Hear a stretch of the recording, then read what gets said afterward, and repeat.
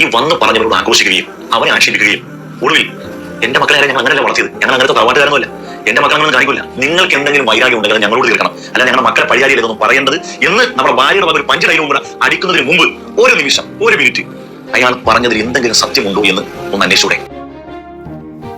പ്രിയപ്പെട്ട ഉസ്താദെ, ജീവിതം ശിഥിലമാക്കുന്ന മാതാപിതാക്കൾ സുലഭമായിക്കൊണ്ടിരിക്കുന്ന ഒരു കാലഘട്ടമാണിപ്പോൾ.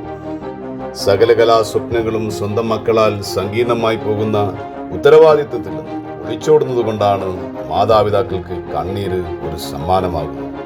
സ്വന്തം ജീവിതം അസാധാരണ പീഡനാനുഭവത്തിന്റെ കാലത്തിലേക്ക് സ്വയം വലിച്ചെറിഞ്ഞിട്ട് ഉസ്താദ് പറഞ്ഞതുപോലെ പിന്നെ കരഞ്ഞിട്ട് എന്ത് പ്രയോജനമാണ് ഉണ്ടാവുന്നത്? പ്രണയം ഒരു രോദനമാകുമോ എന്ന് പോലും ചിന്തിക്കാതെയാണ് ഓരോ കൗമാര പ്രണയങ്ങളും ഇപ്പോൾ മുട്ടിട്ടുകൊണ്ടിരിക്കുന്നത്. സ്നേഹിതൻ പറഞ്ഞതുപോലെ എപ്പോഴോ ഒരു നാൾ കണ്ടവൻ തന്ന സ്നേഹത്തിന് പുറത്തു കയറിക്കൊണ്ട് ഒരു ചീരിപ്പാച്ചിൽ എത്തിയാൽ എത്തി എന്ന മട്ടിൽ മാത്രമുള്ള പ്രണയമാണ് എന്ന് പോലും പെൺമക്കൾ ചിന്തിക്കുന്നില്ല. എന്നാൽ ജന്മം നൽകിയ മാതാപിതാക്കളോ സ്വന്തം ജീവിതം കേൾക്കാൻ രസമില്ലാത്ത ഒരു കഥയായി പോകാതിരിക്കാൻ ഉസ്താദ് പറഞ്ഞതുപോലെ ആരെങ്കിലും ഒരാൾ നിന്റെ മക്കളുടെ കാര്യത്തിൽ കാണാൻ പാടില്ലാത്തത് ഞാൻ കണ്ടു, ഇപ്പോൾ ശ്രദ്ധിച്ചാൽ പിന്നെ ദുഃഖിക്കേണ്ടി വരില്ല എന്നുള്ള സ്നേഹത്തിന്റെ സന്ദേശം ആരെങ്കിലും ഒരാൾ നൽകിയാൽ എന്നെ പറഞ്ഞവന്റെ 16 അടിയന്തരം കഴിച്ചിട്ട് ആ കുടുംബം വിട്ടുകളയും.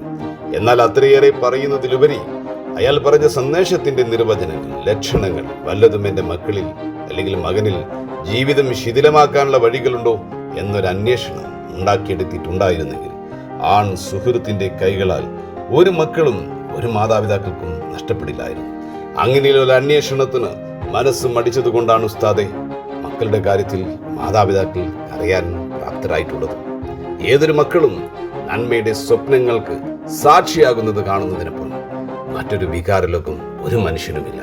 ആ സ്വപ്നങ്ങൾ, ആ മോഹങ്ങൾ, ആ സന്തോഷങ്ങൾ കേവലം ഏതൊരു രക്ഷിതാവും സ്വന്തം മക്കളുടെ കാര്യത്തിൽ പൊട്ടിച്ചു കളയരുത് എന്നൊരപേക്ഷ മാത്രമേ ഉള്ളൂ.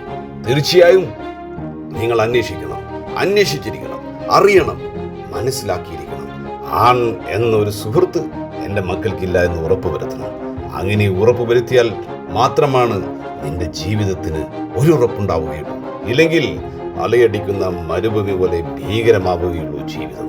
ആയതിനാൽ ഓരോ മാതാപിതാക്കളും അവരവരുടെ മക്കളുടെ കാര്യത്തിൽ ശ്രദ്ധ ചെലുത്തുക. ഉസ്താദിന് എല്ലാവിധ ആശംസകളും നേർന്നുകൊണ്ട് ഞാൻ ഈ സന്ദേശം ഇവിടെ അവസാനിപ്പിക്കും.